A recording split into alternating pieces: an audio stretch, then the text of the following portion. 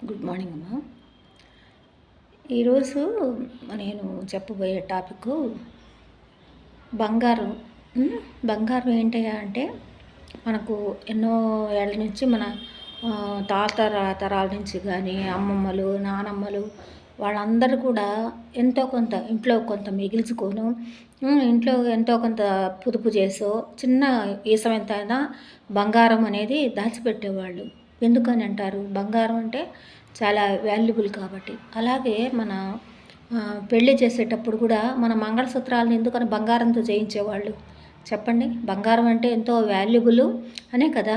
అందుకనే దానికి బంగారానికి ఒక పవిత్రతను ఏర్పాటు చేసి దాని అమ్మాయి మెళ్ళో వేసి బంగారం అనేది వేసి చక్కగా అమ్మాయికి కూడా నల్లపూసలని ఇలాగే మామూలుగా ఉంగరాలని గాజులని అవన్నీ పెట్టి అమ్మాయికి పెట్టి అత్తగారింటికి పంపించేవాళ్ళు.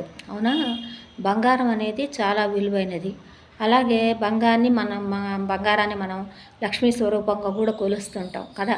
ప్రతి శ్రావణ మాసంలో ఎంతో కొంత బంగారం కొని చిన్న చిన్న రూపులు ఇంత చిన్న చిన్న రూపులుగా అయినా కొనుక్కొని మన ఉంగరాలుగానో చూస్తున్నారు కదా. ఇలా ఉంగరాలుగానో చెవులకు తర్వాత డాలర్లుగానో లక్ష్మీ స్వరూపాలుగా వేసుకొని మనం పెట్టుకుంటుంటాం. అమ్మవారిని మనం లక్ష్మీ స్వరూపమే మన బంగారం అంటే మన లక్ష్మీ స్వరూపంగానే. కాబట్టి ఎటువంటి పరిస్థితుల్లో కూడా అమ్మ బంగారాన్ని బయటకు పంపించద్దు. ఒకప్పుడు మనం ఫస్ట్లోనే అనుకునేవాళ్ళం, కొంతమంది ఎప్పుడో అడ్వర్టైజ్మెంట్ చేసేవాళ్ళు, బంగారాన్ని ఇంట్లో పెట్టుకోవాకండి, తాకట్టు పెట్టండి అనేవాళ్ళు. బంగారాన్ని తాకట్టు పెట్టండి, బంగారాన్ని తాకట్టు పెట్టుకొని డబ్బులు తెచ్చుకోండి, దాన్ని వాడుకోండి, యూటిలైజ్ చేసుకోండి అన్నారు. అది అంతవరకు కొంతవరకు ఓకే. ఇప్పుడు కొత్తగా అసలు బంగారాన్నే అమ్మేసేయండి మీ యొక్క అవసరాల కంటే. ఇప్పుడు చిన్న చిన్న అవసరాల కోసమో పొలాల కోసమో వాటి కోసమో అంటే అది వేరే విధంగా అనుకోవద్దండమ్మా నేను చెప్తున్నానని. ఏదన్నా అవసరాలు వచ్చినాయని చెప్పి బంగారాన్ని మీరు అమ్మటం కనుక మొదలుపెట్టారంటే రేపు మీరు ఈరోజు పంటలు వేయటానికని చెప్పి బంగారం అమ్మేస్తారు. బాగానే ఉంది, డబ్బులు కొనుక్కుంటారు, పంటలు వేసేసుకుంటారు.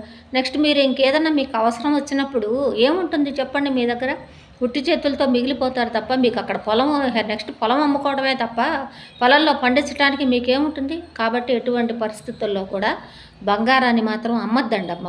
పెట్టుకోండి, తాకట్టు పెట్టుకుంటారో తాకట్టు నుంచి తెచ్చుకుంటారో అలాంటివి ఏమైనా చేసుకోండి. మీకు సాధ్యమైనంత వరకు ఆ బట్టలు కొనుక్కోవటాలు, ఇతర ఫ్యాన్సీ వస్తువులు కొనుక్కోవటాలు అలాంటివన్నీ తగ్గించేసేసి ఏ కాడికి మీరు ఉన్నంత వరకు బంగారమే కొనుక్కోండి.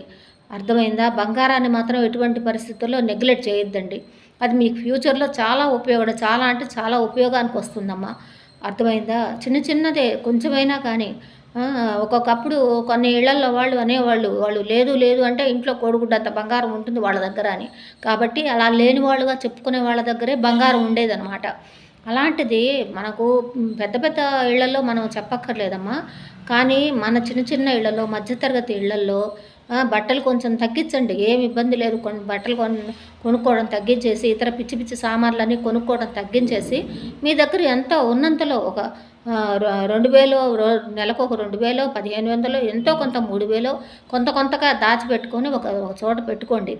కొంచెమైనా, కొంచెం కాకపోతే కొంచెమైనా మీరు బంగారమే కొనండి అమ్మా. ఎటువంటి పరిస్థితుల్లో బంగారము వెండో కొనిపెట్టుకోండి. అంతేగాని పిచ్చి సామాన్లు కానీ పిచ్చి నగలు కానీ బట్టలకు కానీ ఎటువంటి పరిస్థితుల్లో పెట్టుకోవద్దండి. అర్థమైందా? మాది మన భవిష్యత్తుకు, పిల్లల భవిష్యత్తుకు మంచిది కాదు, మన దేశ భవిష్యత్తుకు కూడా మంచిది కాదు. అది చెప్తున్నాను, అర్థం చేసుకోండి ఏనాయనా. అది కాబట్టి కార్లకు పెట్టుకోవడము, ఇనుప సామాన్లకు వాళ్ళకి ఎంత పెడతారమ్మా కార్లకు పెట్టుకోవడం? అది ఒక కారు కొన్నారంటే ఇప్పుడు 10 లక్షలు పెట్టి కారు కొన్నా అనుకోండి, 2 సంవత్సరాలు 3 సంవత్సరాలు అయ్యేటప్పటికి దాని ధర తగ్గుతుంటుందా పెరుగుతుంటుందా చెప్పండి? దాని మెయింటెనెన్స్ వాటికైనా పెట్టడము, పెట్రోల్ ఖర్చులు పెట్టుకోవడము, వాటి మీద మీకు తగ్గిపోతుంటుంది, ధర తగ్గిపోతుంది కానీ ధర పెరగదు. కానీ అదే బంగారం మీ దగ్గర ఉందనుకోండి, అది దానికి 2 3 పెరుగుతూ ఉంటుంది. ఒకప్పుడు బంగారం ఎంత ఉండేది చూసుకోండి ఒకసారి, ఇప్పుడున్న బంగారం ధర చూసుకోండి. ఇంకొక 10 ఏళ్ళ తర్వాత బంగారం ధర ఎలా ఉంటుంది చెప్పండి? మన ఇంట్లో మనము ఉన్నవాళ్ళము లేని వాళ్ళము అని చెప్పుకోవడానికి మీ దగ్గర ఆధారాలు మనమే లక్షలు సంపాదించి నీకు బ్యాంకుల్లో పెట్టుకోవాల్సిన అవసరం లేదు. మన దగ్గర ఉన్నంతలోనే ఒక బంగారం ఒక నగలాగా చేయించి పెట్టుకోండి. కాదంటే మీరు కొంచెం ఉన్నవాళ్ళు అనుకుంటే ఏదో బిస్కెట్ రూపకంగాన పెట్టుకోండి. దాన్ని రాళ్ళు గీళ్ళు అలాంటివి ఏమి చేర్చద్దు. రాళ్ళు వేసే బంగారాలు మీరు కొంటుంటారు ఏదో అందంగా ఉంటాయని చెప్పి. రాళ్ళు ఏమీ పెట్టొద్దండమ్మా. ఓన్లీ బంగారం, దాని బంగారం మాత్రమే కొనండి. బంగారంతో చేయించుకోండి అంతవరకే. కాకపోతే ఏంటంటే బంగారాన్ని దానికి మీకు ఇష్టమైన నగలాగా చేయించుకోండి. దానిలో రాళ్ళు కానీ ఇంకా ఏమీ చేర్చకుండా బంగారాన్ని బంగారంగానే కొనుక్కోండి. అది జాగ్రత్త పెట్టుకోండి, వాడుకోండి. ఎటువంటి పరిస్థితుల్లో లక్ష్మీ స్వరూపమైన బంగారాన్ని మాత్రం ఎటువంటి పరిస్థితుల్లో నెగ్లెక్ట్ చేయొద్దు. ఒకటికి 100 సార్లు చెప్తున్నాను, జాగ్రత్త. పిచ్చి పిచ్చి సామాన్లు ఏమీ కొనకండి. ఆ కొనేది ఏదో బంగారం కొనుక్కొని ఇంట్లో పెట్టుకోండి. సబ్స్క్రైబ్ చేసుకోండి, లైక్ చేయండి, షేర్ చేయండి అమ్మ. ఉంటాను.